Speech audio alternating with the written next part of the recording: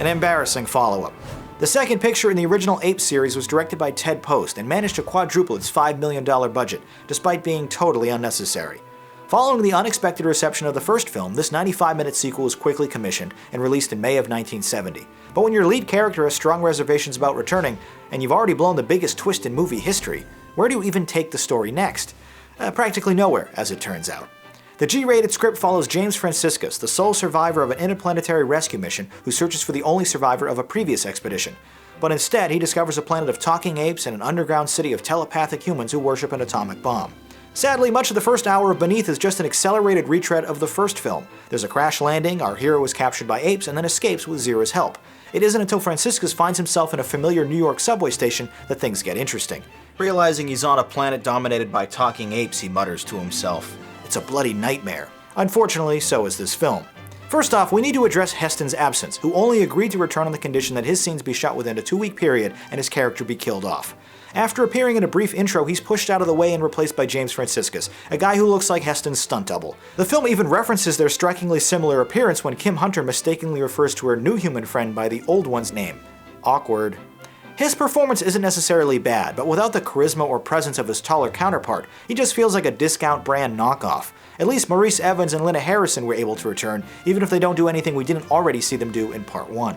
Disappointingly, Roddy McDowall had prior commitments and was unable to appear as Cornelius, making this the only picture in the pentalogy that he does not appear in. If you are caught by the gorillas, you must remember one thing.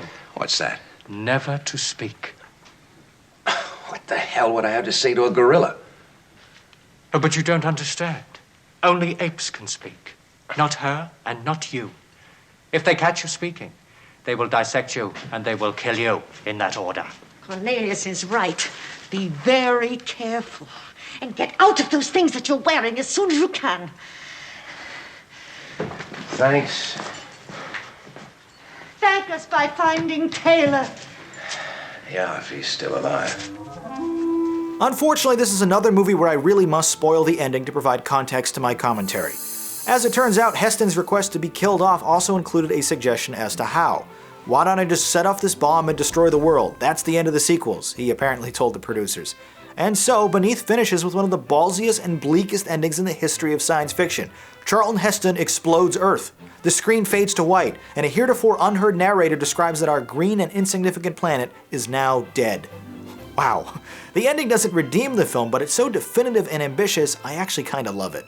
Save for those final moments, this is a forgettable and unoriginal experience. It's honestly an accomplishment this movie didn't kill the franchise outright. Completionists will enjoy exploring more of the titular world, but casual viewers would be best served to skip over it entirely.